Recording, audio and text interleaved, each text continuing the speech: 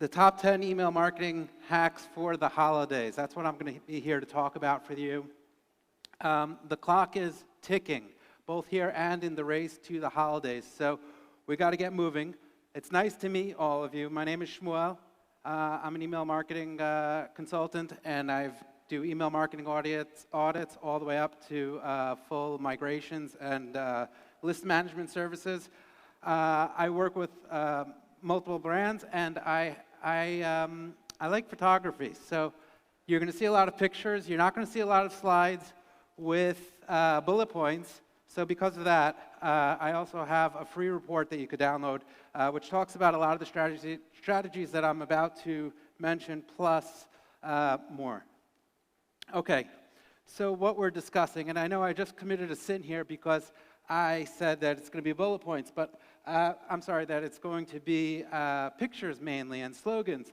But I just want to discuss, we're going to be talking about preparation, we're going to be talking about deliverability, and we're going to be talking about content marketing strategies. So in terms of preparing like a pro, email hack number one, I have a picture here from Italy, and I say this is December. And you're probably looking at me and you're probably thinking this isn't December, and that's exactly my point. You know, we know what December looks like. We know what our, the holidays look like. If you're watching TV now, you see advertisements for the holidays, and you know what it looks like. And when it comes to email marketing, you need to know how this looks, how your campaigns look, and you need to start planning now. You need to be proactive about it, because come January 1st, there's going to be nothing you can do about your Q4 results. So make sure you start already looking at the holidays. Email hack number two is if you can't beat him, join him. I have a picture here from a baseball game in San Diego, and the reason why I bring this up is because I'm a long-suffering New York Mets fan. Last month, the New York Mets got knocked out of the playoffs by the San Diego Padres, and I could have been upset about it, and instead, I wanted the Padres to actually beat the Los Angeles Dodgers, because that would have given me more satisfaction. So I became a Padre fan, and when it comes to email marketing, I believe you need to join your competitors' list. You need to know what they're sending out. And there are services that you can use for this. However, I think it makes so much more sense if you actually go through their funnels and you think strategically about it. Okay? Don't just sign up and forget about it. Think about signing up as a paid member, as a free member. Go through their funnels and think what they're sending. You know, if you look at their links and their UTM links, there's a lot you could glean from it, and I highly encourage you to do that. Email hack number three, Wall Street, right? Any Wall Street investor will tell you buy low, sell high. This is actually a picture I took in Bryce Canyon, Utah on a hike called Wall Street for obvious reasons, and I think it's a much better picture than New York City. But I think in terms of email marketing equity, right, you could buy deliverability equity, you could buy on the low. And the way you do this is you need to send signals to the Gmails and the Yahoos out there. However, you know, we all know what open rates are worth, and we all know what click rates are worth, right? And what signals those send. But even more than that are replies. If you can get a reply to your email marketing campaign, you're sending a very positive signal to Gmail and Yahoo. But the thing is that if you're not planning this, right? If you don't have in your calendar, today's campaign's focus is to get replies, you won't get a reply. So I highly encourage you to actually put this into your email marketing calendar, campaigns which specifically elicit a response from your subscribers. Now let's move on to deliverability. Email hack number four is I have this picture from Piazza Venezia in Rome because of the Italian economist that came up with this 80-20 rule, which states that most of the outcomes will be by a small portion of your audience. And when it comes to emails and deliverability, that's so important. It's the small few that are going to cause a significant result.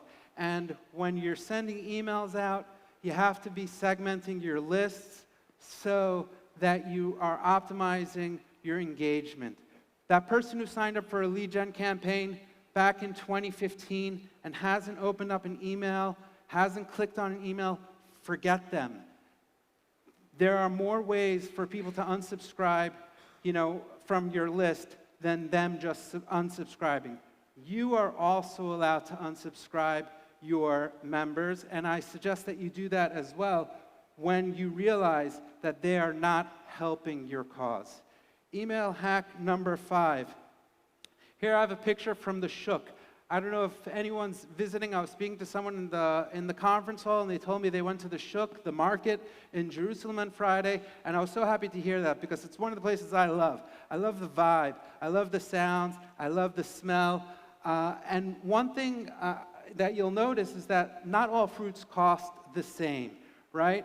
And when it comes to emails, your email clients, they're not all the same either. If you're sending your campaigns out to one whole list, and you have your Gmails, your Yahoos, and all your email clients in there, and there's a smaller client, because I presume half of your list is Gmail, if there's a smaller email client in there and you have deliverability issues with them, that problem's just going to get swept under the rug. So I suggest that you dissect your list and you figure out which email clients are important to you and which email clients you're inboxing with. Now, I want to tell you to stop A/B testing. And of course, I'm talking about the holidays. If I wanted to know what was more Dutch, the canals of Amsterdam or the windmills of Holland, you could A/B test this in your emails. And that's from a content perspective, but there are also deliverability A/B tests that you can be running. Of course, we know the subject line, right? We always hear about the subject line. Make the subject line, engaging.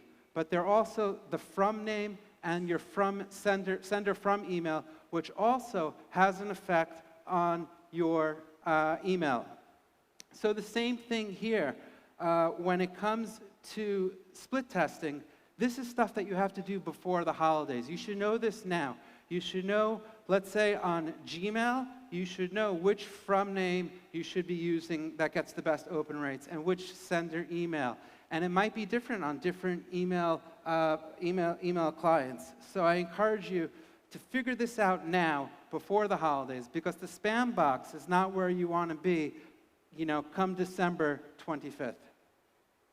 Now let's talk about some content management, how to elicit emotion to create engaging emails. So,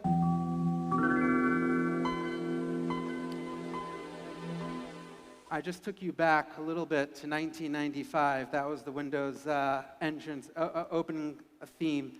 And for email hack number 7, I talk about pattern interruption. Now, earlier I mentioned that I'm a long-time suffering Mets fan, and that's actually a picture of me at a Met game, probably around 1985. And the reason why I bring this up for email marketing is exactly for this reason of pattern interruption. To make your email stand out, you need to have a pattern interruption. I've done my own research, and I've seen that around 80% of your Gmail inbox is filled with pixels. You have from name, subject line, and the preview text going line after line after line after line. And it's boring, okay? You don't know which email to open up. One way you could stand out is if you flip the script and you have very little content. You have short subject lines. You don't use the preview text, and you have what you create is negative space. And that negative space can make the eye get drawn to your email and to open it. Email hack number 8 here, I say make it snow. Now, I want to just tell you a little story. My family and I were out in the Grand Teton Mountains this summer in Wyoming, and here's a picture from a sunrise, and I'm standing there, and it was so beautiful, and I'm thinking, the only thing that might be more beautiful is if it was snowing, okay? When it comes to the weather, I can't control anything, okay? It's November. For those visiting from abroad, we have beautiful weather here, right? But I don't control that. But in my emails, I can. In the emails, I can make it snow. I can use GIFs. I can use holiday themes. and I can really dress my emails up for the holidays. And one thing about it also is when you change your template, right? When you change your email template for the holidays, you can also put it into your welcome campaigns, and you can put it into all your automated campaigns. And the way you do this is if you dynamically program it into your template. Okay, so if you have, let's say, 100 automated email campaigns, if you use a script, I encourage you to do that, because by doing so, you'll be able to, just with the flip of a script, you'll be able to get all of your templates have a holiday feel on all of them. And I think when you do this, you'll really be the hero of your marketing department. The only thing is that come January 1st, make sure you revert back to your regular template. For email hack number 9, I say be nice, not creepy. And for this, I bring a picture from Times Square, New York. Now, Times Square is a great place. I love going there. Also, it has amazing energy, and there's some great stores there, but there's also a little bit of seedy stuff going on there, and you got your creepy things. So when it comes to the world of email marketing, I say, be nice, not creepy. What do I mean by that? Well, be nice. Not every email needs to sell something, right? Before we spoke about email equity, that you could get a reply from an email. You could also send an email out wishing your subscribers a happy holiday. You could also tell them, part of the proceeds goes to a good cause. And by doing so, you're going to be nice and you're going to create engagement with your customers. And also, don't be creepy, right? We know the data that we have on our customers. We know when they open. We know when they click. If you're tracking replies, you could track replies. There's so much data that we have. Now, should we actually tell the people and show them this data? Absolutely not. So when it comes to email campaigns, particularly campaigns like abandoned shopping carts, don't tell the person, I saw you 35 minutes ago, you were looking at this, you were looking at that, you were looking at that and that, right? Use language like, you might be interested in. Use language like, can we help you? And by doing so, you'll bring a human touch to it, not just, numbers. Email hack number 10, think small. And for this, I say, make sure your emails are optimized for mobile.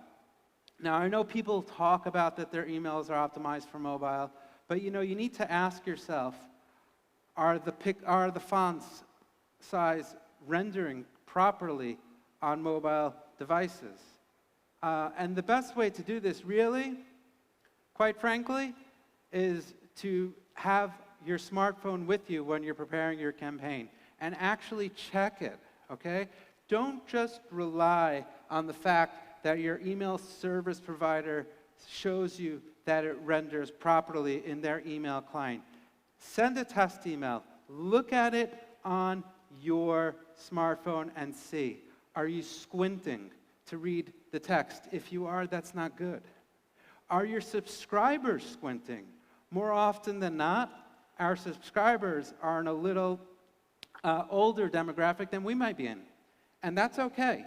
But we need to make sure that our emails are actually rendered properly on mobile, from the text, from the graphics, and of course from the links. So time is running short here. That's it for me for about email marketing. I hope you enjoyed those 10 tips. I have some more tips for you if you want. You could get it. You could scan the QR code over there. I'm going to post it on LinkedIn, Shyn Media. I mentioned before that I like taking pictures, so I'm just going to take one picture of myself here. And you've been great. I'm going to post this on LinkedIn with a link to this free report. Thank you very much. Have a successful holiday season. You can do it, and I believe in you. Thank you so much.